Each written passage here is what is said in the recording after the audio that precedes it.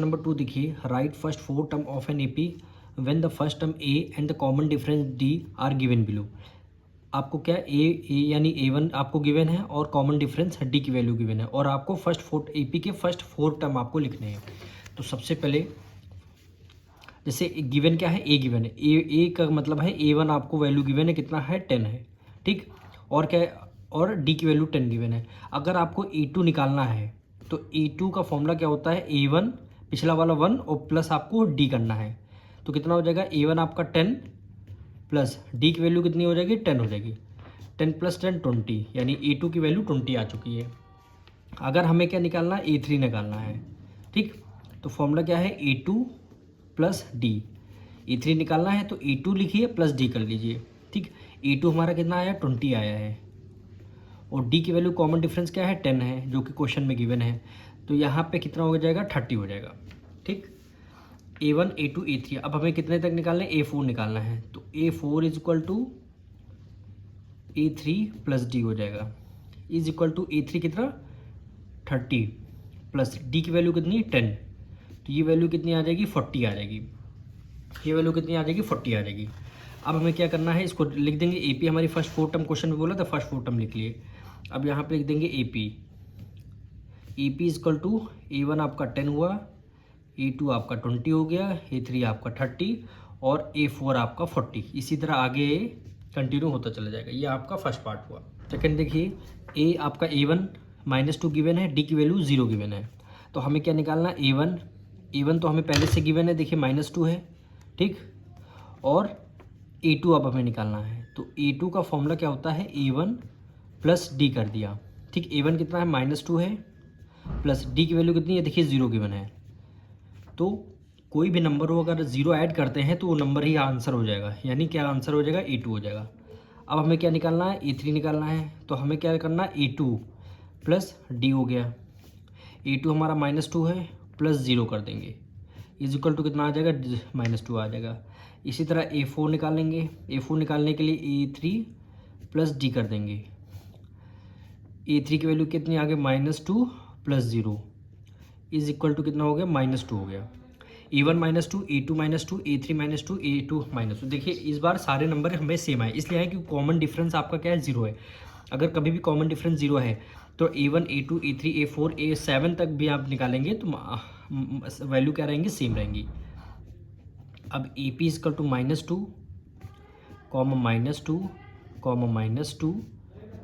-2, इसी तरह आगे कंटिन्यू करते चले जाएंगे। थर्ड पार्ट देखिए, A1 आपको 4 गिवन है, D की वैल्यू -3 गिवन है। और देखिए A1 आपको गिवन है, 4 गिवन है, ठीक। आपको क्या निकालना है, A2 निकालना है। तो A2 का फॉर्मूला क्या होता है, A1 + D। A1 हमें कितना गिवन है, 4 गिवन है, प्लस D की वैल्यू इस बार -3 गिवन है। तो ब्रैकेट में -3 लिखेंगे, इसको सॉल्व करेंगे। 4 + माइनस और ये क्या बचा, 3 बचा। तो 4 में से 3 माइनस कर देंगे, 1 आ जाएगा, ठीक। A2 की वैल्यू कितनी आ चुकी है, 1 आ चुकी है। अब इसी तरह A3 निकालेंगे, ठीक। A3 का फॉर्मूला क्या होता है, A2 + D, ठीक। अब A2 की वैल्यू क्या है, 1 आई है, 1 प्लस D की वैल्यू क्या है, -3 है, D की वैल्यू -3। अब यहाँ पे 1 + माइनस ये आपका 3 हो गया। तो ये प्लस माइनस 3 में से 1 माइनस कर देंगे, 2 आ जाएगा, वो भी माइनस का, 3 है आपको माइनस का है इसलिए माइनस का हो गया, ठीक। अब इसी तरह क्या निकालेंगे, A4 निकालेंगे। तो इसमें क्या हो गया, A3 + D हो गया। E3 कितना हो गया, -2 प्लस D की वैल्यू कितनी हो गई, -3 हो गई। इसको सॉल्व करना है, -2 प्लस माइनस ये आपका 3, माइनस प्लस 3 में 2 ऐड कर लिया, 5 यानी -5। ये देखिए A1 आपका 4, A2 आपका 1, E3 आपका -2, A4 आपका -5। तो अगर AP की फॉर्म में लिख देंगे, AP = A1 आपको 4 पहले से गिवन था, फिर हमारा A2 1 आया है, ठीक। E3 आपका -2 आया है और A4 आपका -5 आया है। यही क्या हो जाएगा, थर्ड पार्ट का आपका आंसर। अब इसका फोर्थ पार्ट देखिए, क्या वैल्यू गिवन है, A1 आपका -1 है, तो A1 आपका क्या होगा, -1 हो गया। अब निकालना है A2 का फॉर्मूला क्या होता है, A1 + D, ठीक। A1 आपको -1 गिवन है, प्लस D की वैल्यू यहाँ पे 1/2 है। अगर 1/2 को अगर हम पॉइंट में लिखना चाहें तो आंसर क्या आ जाएगा, 0.5 आ जाएगा।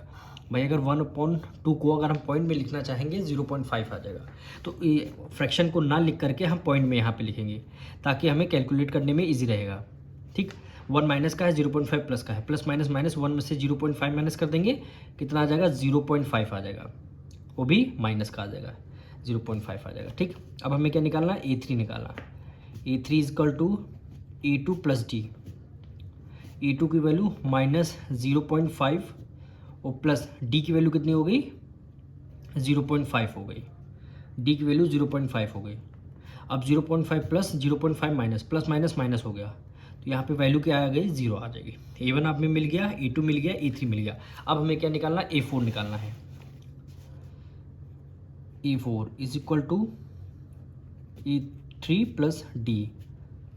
E3 की वैल्यू कितनी हो गई, 0, क्योंकि 0 आई है, प्लस डी की वैल्यू 0.5। ठीक, 0.5 में 0 से ऐड कर लेंगे, कितना आ जाएगा, 0.5 आ जाएगा। यही आपका आंसर हो जाएगा।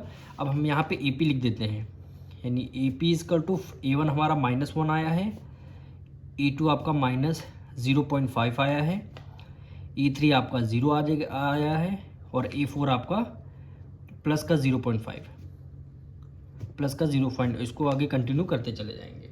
फिफ्थ पार्ट हम लोग करेंगे। A1 आपको गिवन है -1.25। ठीक, फिर आपका A2 क्या हो जाएगा, A1 प्लस डी।